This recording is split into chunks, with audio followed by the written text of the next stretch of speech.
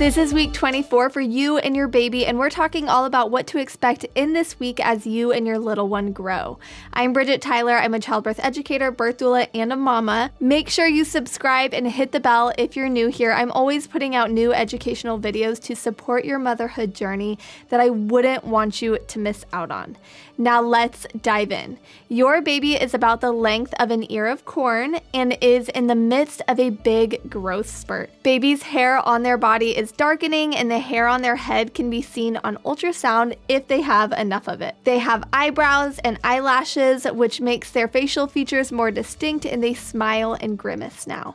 Much of their weight gain is coming from the fat that is being put on around their muscles and organs, which is really important for them to stay regulated in and out of the womb. This is typically the time that you'll be recommended to have a gestational diabetes screening.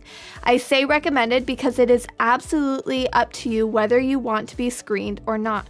You have a say in every decision regarding your prenatal care. Now, I talked a bit about gestational diabetes in my week 22 video that you can go back and watch if you want some more info about diet and how it affects gestational diabetes.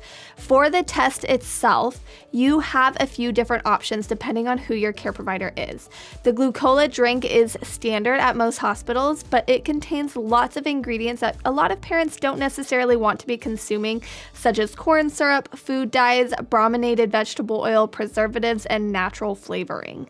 An alternative to the standard Glucola Drink is the Fresh Test, which is FDA approved. It has 50 grams of sugar like the Glucola Drink, but it doesn't have those toxic ingredients in it.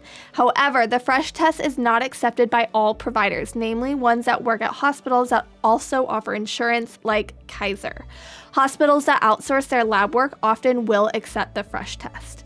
Another option is to monitor your blood sugars daily for about 5 consecutive days. That's actually what I did, and personally, I prefer this method because it actually gives insight into what foods are balancing my blood sugar and which ones are creating imbalance. It's not just this one-off thing or just a snapshot in time that doesn't really give me any good insight into what's truly going on in my body. The point of doing any test or screening in pregnancy is not to just pass that test, but to really see what's going on in the body and make sure it is optimized to help your baby grow as healthily as possible. Now, another option is to not do this screening at all. And while your provider may make you feel like that's not really an option, I promise you it is. That doesn't mean you shouldn't do it, but you have the option not to.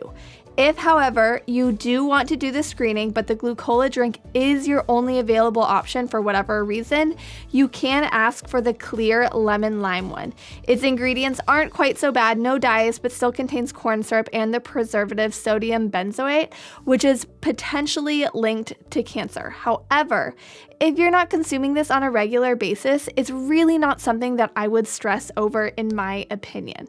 Now, 2 hours before your test, it's a good idea to eat a high protein, low carb meal. This initial Glucola test is not a fasting test. Eating a high protein, low carb meal is going to help avoid a big spike in blood sugar on top of the one that you get right after ingesting the sugar required for the test. For example, if your glucose test is at 10 a.m., by 8 a.m., you want to eat a breakfast of 2 scrambled eggs with diced zucchini and spinach, a turkey sausage, and water or tea. That's just an example. You want to avoid cereals, juices, pastries, sweetened yogurts, lots of fruit, or creamers that are high in sugar. When it comes to taking the test, you'll either drink the Glucola Drink or drink the Fresh Test drink, and you'll need to wait 1 hour. Usually you'll have your prenatal appointment. During that time, you'll get your blood drawn, and then you'll wait for your results. If your glucose levels are over 140 milligrams per deciliter, your provider will likely recommend doing the 3-hour glucose test. And this is a fasting test. Keep in mind that for 25% of pregnant women, the 1-hour glucose test will show a false positive for gestational diabetes. So just because you might test for gestational diabetes during this 1 hour test, or you might be on the fence, doesn't mean that you have gestational diabetes. All right, that's a lot of information about the glucose test, but I think it'll really help you feel more prepared for what's to come when or if you do this screening at all. Knowledge is power, and when you know all of your options, you really do feel more in control of your decisions, and that leads to an empowering pregnancy and birth. If you want to keep learning more about birth specifically, check out my free resources linked in the description below. That's all I have for you this week, Mama. I'll see you next week at 25 weeks pregnant.